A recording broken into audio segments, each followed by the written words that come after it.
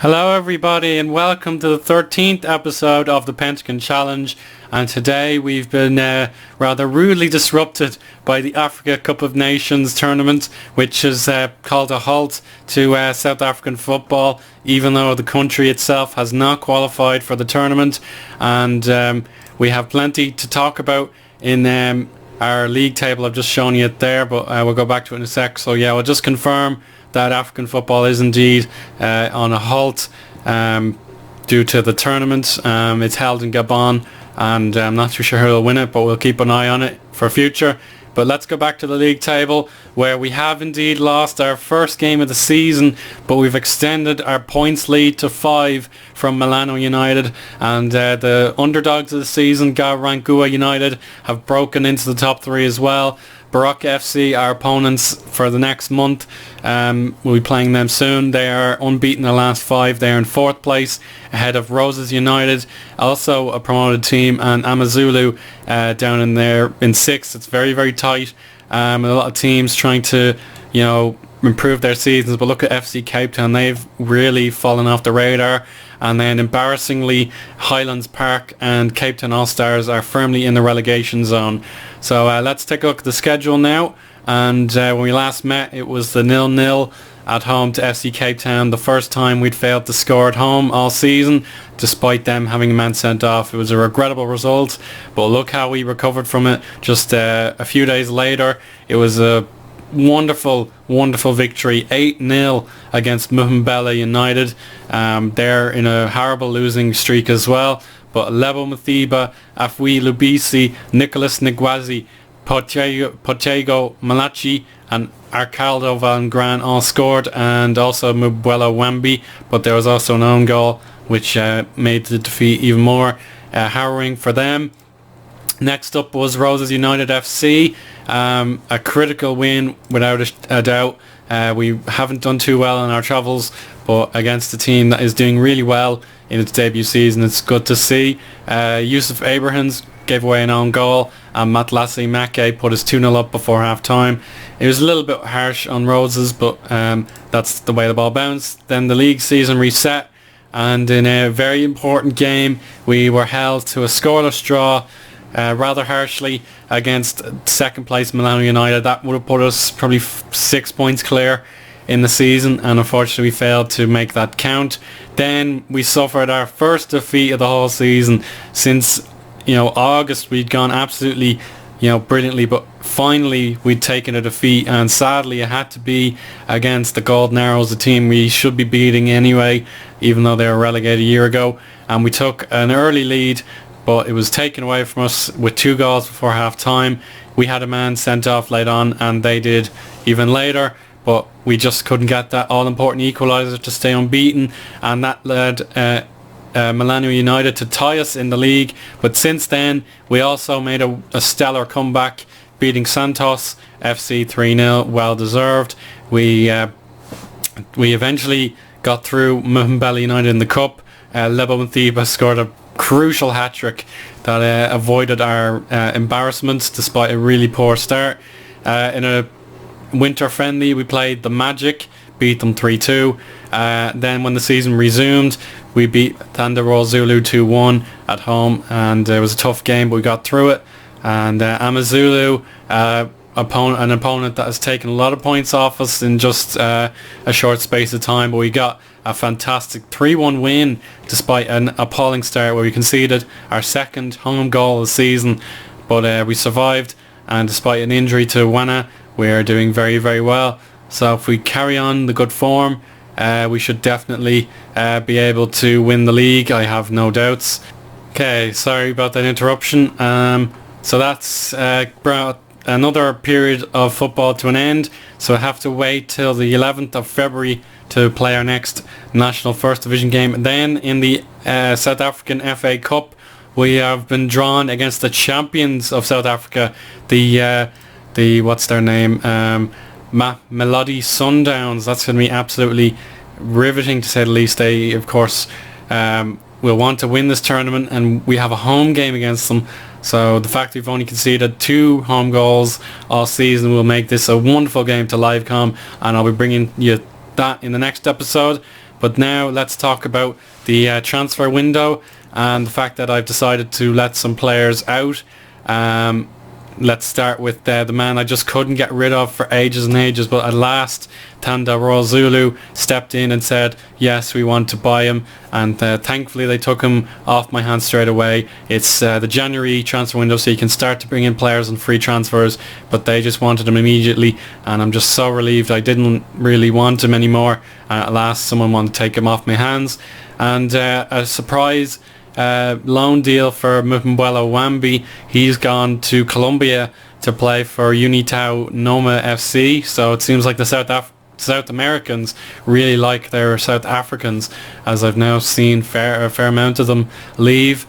Muhimbeni not doing so well for his Venezuelan team, and Steve Hoffman has played twice in the Bundesliga but had Harrod and Harrod shows and remains a deputy player. So that's pretty much that, but unfortunately the finances are not improving. Our committed spending is up now because we are going to bring in some of our players on loan in a permanent deal, so the board are taking that into consideration. It's something you guys should look out for if you're on a lower league save and you commit to bringing in players early. But the players I want are Bakar Balde, who has to get a work permit, Afi Lubisi. He will be coming back to the club, and he's been very, very good. I'm really excited to work with him again. And Enrico Adolf on the right back and centre back positions, he'll be coming back as well. So fingers crossed Bakar Balde can stay in South Africa and hopefully win citizenship, because that's something we need from him very, very soon. But that's going to take another few years, and I've lost players because I didn't play him often enough. But with 13 games out of a possible 20, I think it's been. Let's double check. Yeah, we played 20 games exactly, and we should be allowed to have him, to be honest. I don't know why I'd be denied his services, but we'll talk about the players in greater detail in a sec. But after our FA Cup game, which could see us eliminated, we have the season going on from February all the way to May, with no midweek games to disrupt us. So staying in the cup will be a big priority. Sundowns are fourth in the Premier Division, with Orlando Pirates, Platinum Stars, Wits, and then of course Sundowns there. Kaiser Chiefs are seventh, and Ajax Cape Town have improved massively. They're in the sixth position, and Black Leopards are starting to recover. They're now out of the drop zone. And if we take a look at the manager movements, absolutely no managers have been sacked so far, which doesn't bode well for me if I am going to take a shortcut to the Premier League. Now, without further ado, let's take a look at our player stats and see what the story is. So overall, that'll do. There we go. So the player I've played the most has been Radaby, and I'm sure you're not surprised by that. He's just been sensational. He's put in 7.3 on average, 1 goal, 2 assists, and just gets the defensive work done whenever he can. And he's under the age of 23, which is also very, very good. So I can't wait to have more of him. And then unsurprisingly, Van Gran has played a lot of games, and 17 goals in 15 starts is just out of this world, and he should win the Golden Boot if he keeps that up. Malambo in goal has started to claim the number 1 shirt as his own. He's kept 7 clean sheets in 14 games, and he's only conceded 9 goals, which is stupendous, really. I'm just so happy that we're able to survive without a player like Steve Hoffman. Lubisi, who obviously I poached straight away, has played 7.32 average, and he scored 3 goals. And then Roscoe Peterson, his defender, partner, his partner in crime, I should say, also been very, very good. And down below you can see Sean McCarthy has been generating interest from Premier League clubs such as Bloemfontein, and he wants to stay, which is great. But a few other players just haven't been able to make their mark in the first team, and we've got a few injuries now as well, such as Shabalala.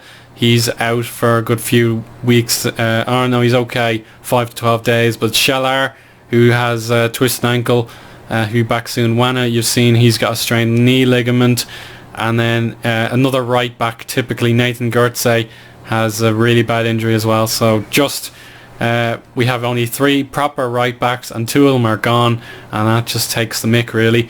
But let's move on to the goal count, and you're probably certain of this already. We've seen Van Gran, and second place is Lebo Matiba.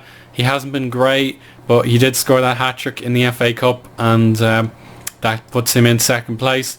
And we have a big tie for third with Ricardo Skippers, who's been excellent in the absence of Matlatsi Make.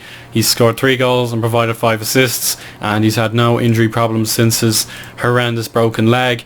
And then a wonderful first season for Kanisa Mayo. He's only 18, and I'll be a bit more kind to him.